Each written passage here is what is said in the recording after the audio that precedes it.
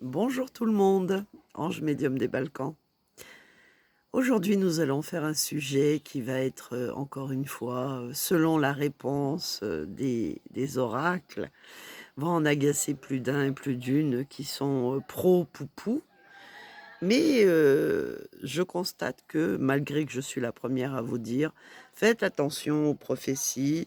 À chaque époque, elles ont été modifiées par les gouvernements successifs pour nous garder dans la peur, nous maintenir dans la peur, toujours la peur, la peur, la peur, parce que la peur est une énergie extrêmement puissante pour garder le peuple, on va dire, sous sa coupe et sous son contrôle. Donc aujourd'hui, la question du jour, c'est est-ce que, effectivement, puisque pratiquement dans toutes les prophéties, on nous dit que c'est la Russie qui va envahir l'Europe et notamment la France, en passant par l'Allemagne ou en passant par la Serbie ou en passant par ci ou en passant par mi. Donc nous allons poser la question à monsieur Edmond Biodot et à l'oracle de Béline. Est-ce que c'est vrai? Est-ce que c'est vraiment la Russie qui va attaquer l'Europe? Puisque c'est aussi le narratif, euh, on va dire, de la télévision actuellement en France et en UE, pour justifier les milliards et les milliards à Luc, et pour justifier les refus de paix, mais plutôt les envies de guerre, pour justifier aussi le discours de Macrotte, qui lui ne souhaite que ça, depuis le coco déjà. Il nous l'a dit, nous sommes en guerre, Kékéros nous l'a dit et répété, et que la bête est là. Donc nous allons voir, je vais baisser la caméra, et nous allons savoir si effectivement c'est la Russie qui va attaquer l'Europe. Alors, est-ce que c'est vrai cette histoire? Est-ce que c'est la Russie qui va attaquer l'Europe? Alors, je ne parle pas de demain, de l'année prochaine, je parle même parce que d'après certains, ils ont prévu, notamment lorsqu'ils se réunissent à DAVOS ou lorsqu'ils se réunissent chez Bill de leur machin, eh bien, ils ont l'intention, effectivement, de guerroyer. Ils s'y préparent pour 2030. Ils ne s'en cachent même pas. Donc, voilà pourquoi ils font traîner les choses.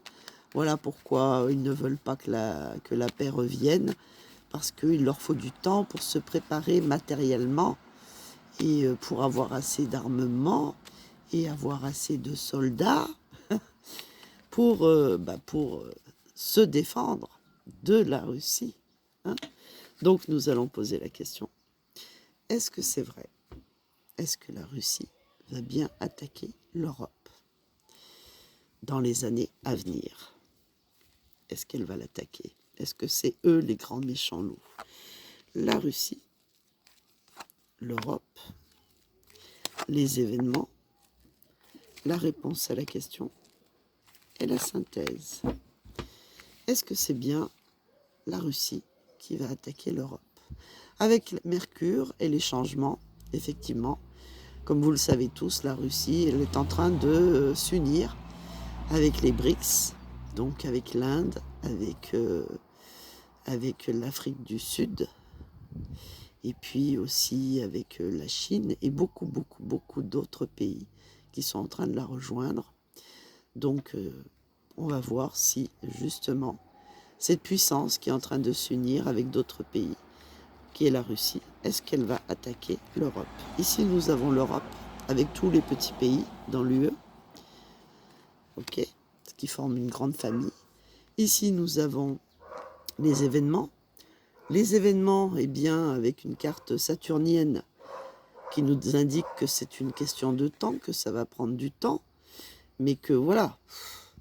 Est-ce qu'ils vont attaquer des pays qui sont surendettés, qui sont en train de péricliter et qui sont en train de subir une crise économique sans nom et qui va progresser dans les années à venir, malheureusement? La pauvreté, toujours la pauvreté. Est-ce qu'ils vont l'attaquer avec une carte martienne? On nous dit qu'effectivement, c'est nos ennemis, donc il faut à tout prix les arrêter. Mais est-ce qu'ils vont le faire avec le trafic, avec Mercure? Le trafic, c'est quoi? C'est, on va dire, les préparatifs, le travail. C'est tout ce qui concerne aussi la communication, parce qu'on nous dit que c'est nos ennemis.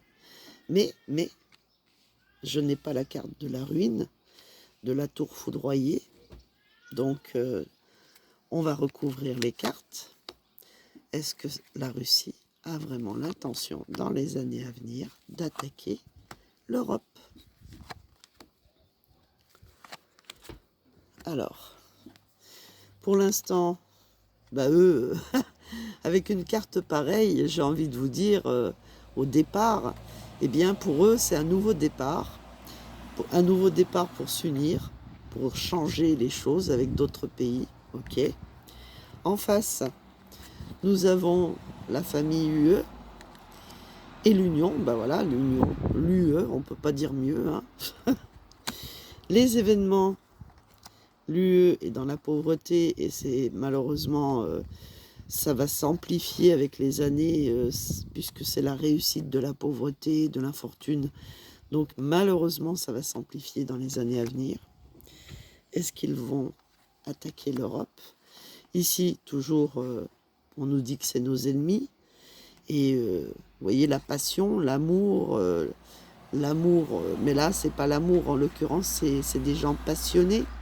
Et c'est avec passion qu'ils nous disent que ce sont nos ennemis, qu'il faut à tout prix les combattre.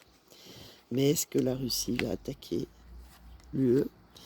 Ici, avec le trafic, les préparatifs, nous avons l'héritage. Et l'héritage, c'est l'histoire. Et comme je vous dis souvent, pour connaître l'avenir, il faut connaître le passé et l'histoire. Et dans l'histoire, ce n'est pas un peuple qui avait pour habitude d'attaquer et de coloniser d'autres pays, mais plutôt qui avait pour habitude de se défendre. Donc, on va recouvrir une troisième fois, puisque pour l'instant, j'ai toujours pas la tour foudroyée, je n'ai toujours pas le chat, la trahison, donc voilà.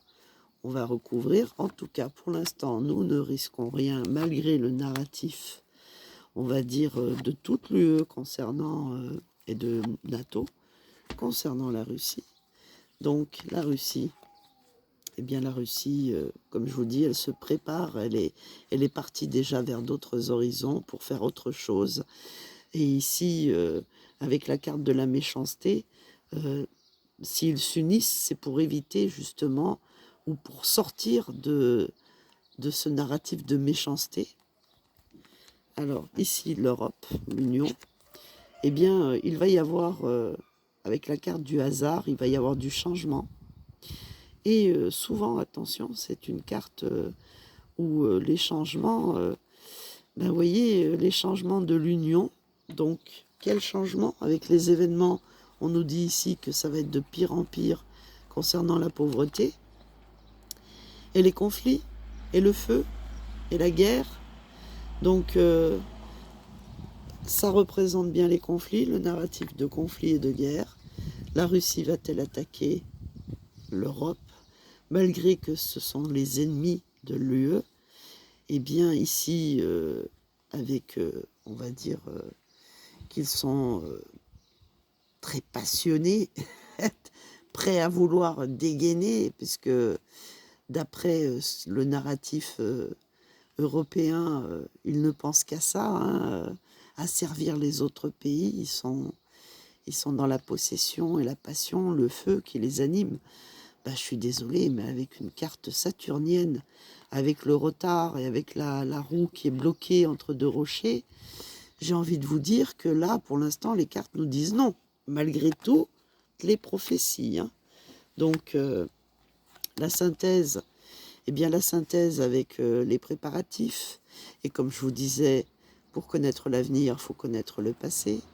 Eux, ils pensent plutôt à la jeunesse, ils pensent plutôt à établir un état plus jeune, ou quelque chose de nouveau.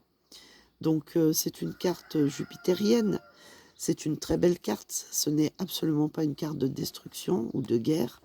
Donc je suis désolée pour le narratif de de la télévision, de la radio, des prophéties? Eh bien non, d'après ce tirage, et pourtant Dieu sait que j'ai insisté, la Russie ne va pas attaquer l'UE.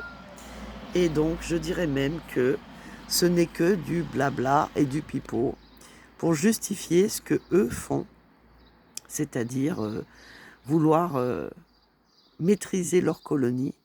Et comme je vous l'ai dit, l'Afrique va se libérer de la Corne d'Afrique jusqu'au Sénégal. Ça prendra le temps que ça prendra, mais ça se fera. Les îles, c'est pareil. Je pense beaucoup aux Calédoniens.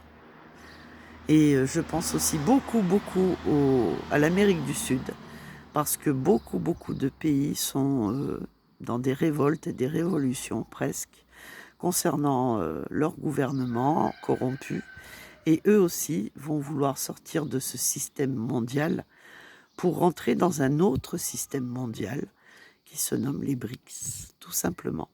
Et c'est vrai que jusqu'à novembre de cette année, eh bien, il va y avoir énormément de mouvements, énormément de guerres, de rébellions, de révoltes dans certains pays qui voudront se libérer de cet ancien système mondialiste pour rentrer dans un nouveau.